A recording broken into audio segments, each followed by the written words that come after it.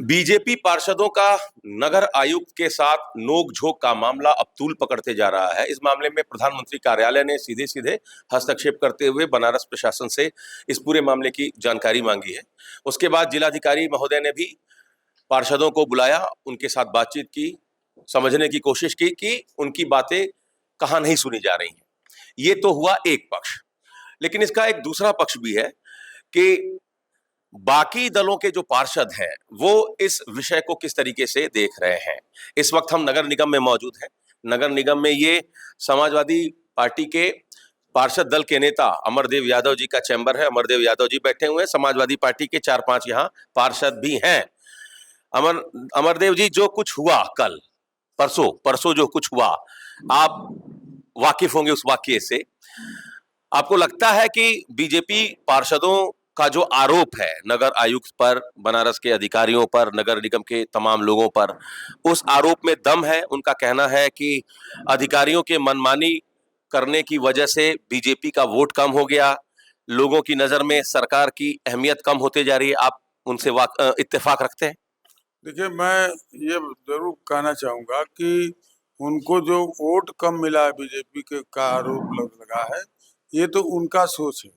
लेकिन जहां तक नगर आयुक्त से मिलना, जन समस्या के विषय में अवगत कराना, ये हम लोग जब से चुन के आए हैं तब से हमारे महापौर जी दिन रात जो है दौड़ते हैं। नाला सफाई से लेकर के क्षेत्र में विकास से संबंधित हर काम के लिए वो आगे दौड़ते रहते हैं। हमारे दल के हों चाहे भारतीय जनता पार्टी के पार्षद हों, दिन रात सुबह से लेकर शाम तक दौड़ते हैं काम के लिए। उनके ऊपर जब दिक्कत आती है, कोई समस्या आती है, जनता की विशेष आपत्ति होती है, तो अधिकारियों से मिल करके अपनी समस्या को बताने में अधिकारियों को जनप्रतिनिधि की बात सुनना चाहिए और सुन के उसका निस्तारण करना चाहिए, न कि किसी की विवाद घेरे में आकर के आरोप प्रत्यारोप लगाएं कि इस वजह से इस तरह की घटना हुई और अधिकारी नाराज हों। क्योंकि चुनाव जाने के बाद हमने देखा है कि अधिकारी या उनके अधीनस्थ जितने भी लोग हैं वो पूरे निष्क्रिय हो जाते हैं। जितने भी पार्षद हमारे हैं उनसे उनकी पीड़ा आप पूछेंगे, सुबह से लेकर शाम तक सीवर सफाई, गली सफाई, लाइट, दिन भर परेशान रहते हैं। जब वो पीड़ित हो जाते हैं तब अधिकारियों के पास जाते हैं और अधिकारी उनके साथ जो बिहेव करते हैं वो ठीक नहीं। आप भी पार्षद हैं? आप पार्षद आप है पार्षद किस वार्ड से हैं भाई साहब? धूपचंडी। अच्छा, धूपचंडी से पार्षद हैं। जी जी। ये आरोप क्या सही है बीजेपी के पार्षदों का कि अधिकारी पार्षदों की सुनते नहीं है? ऐसा तो नहीं है, हमें नहीं लगता है। यहाँ मेयर साहब भी सहयोग करते हैं, सारे अधिकारी सहयोग करते थे। हम उस दिन वहाँ उस विवाद के मध्य वहाँ उस दिन हम गए थे, संयोग से हम भी थे उस समय। हम ये कह रहे हैं कि विगत 2 टर्म बीत गया प्रधानमंत्री का, ठीक, स्मार्ट सिटी ने काम किया। दक्षिणी विधानसभा में ही स्मार्ट सिटी के द्वारा मैक्सिमम क्या 100% काम कराया गया है और अभी किसी वार्ड में स्मार्ट सिटी के द्वारा काम नहीं कराया गया है। ये समस्या है, बरसात होती है तो पानी एकाएक, सीवर की जो समस्या है, एकाएक सीवर पानी नहीं लेता है, ठीक है। तो इसमें दोष किसी का नहीं है, तार्किक ढंग से बात करने पे समस्या का समाधान हो सकता है। तो ये बताइए कि दक्षिणी में ऐसा क्या है?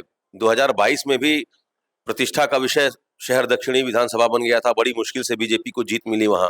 इस बार भी जो सबसे कम अंतर हुआ बीजेपी का वो शहर दक्षिणी में ही हुआ।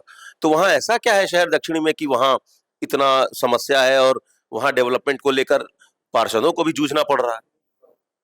ये तो मतलब वहाँ के जनप्रतिनिधि को समझना चाहिए कि जब नए सिरे से वहाँ काम हो रहा है और समस्या का समाधान नहीं हो पाया, बार बार वही, या तो हमको लगता है गोईठा में घी सुखाने का काम किया गया है, केवल पैसे की बर्बादी की गई है। ये तो उस समय सोचना चाहिए था जब वर्क हो रहा था। आज सोचने से क्या फायदा है?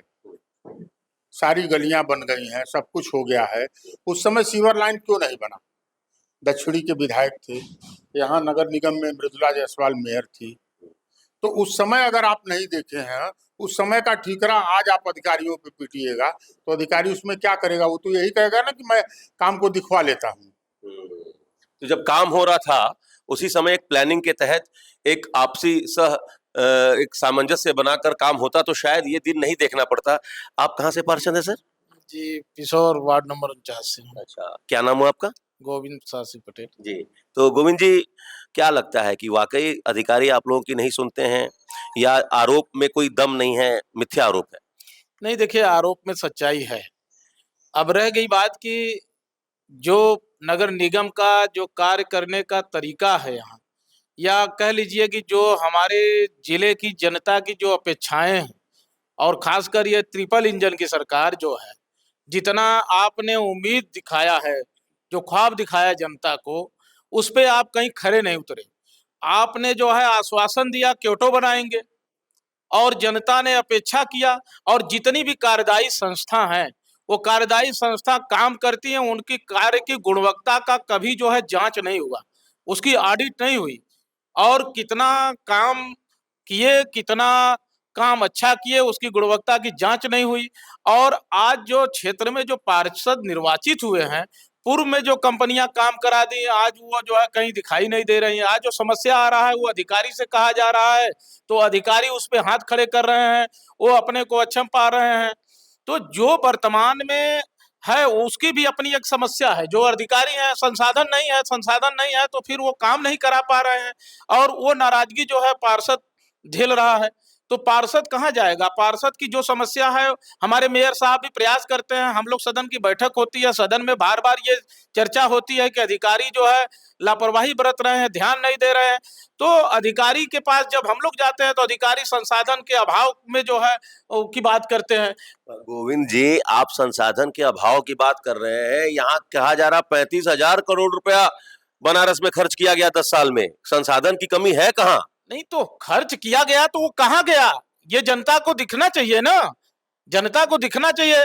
और जनता ने जब पहली बार आशीर्वाद में कमी कर दिया, तो आज ये चर्चाएं हो रही हैं। अब जो है लोगों को चिंताएं बढ़ रही हैं कि जनता ने जो भरपूर आशीर्वाद दिया था, वो जो है अब आशीर्वाद में कमी कहां से आ गई। तो जनता को जब आशीर्वाद तब देगी जब वो संतुष्ट रहेंगे, और कार्य से कोई संतुष्ट नहीं है। और सारे पार्षद, चाहे वो सत्ता पक्ष के हों या विपक्ष के हों, सभी पार्षद जो है वर्तमान कार्यशैली से यहाँ संतुष्ट नहीं है। एक आखिरी कमेंट लेंगे सर आपसे। पार्षद पार्षद होता है, किसने वोट दिया नहीं दिया ये रिजल्ट के बाद सब बेईमानी है, सबके लिए काम कर रहा है, वो चाहे सांसद हो, विधायक हो, पार्षद हो।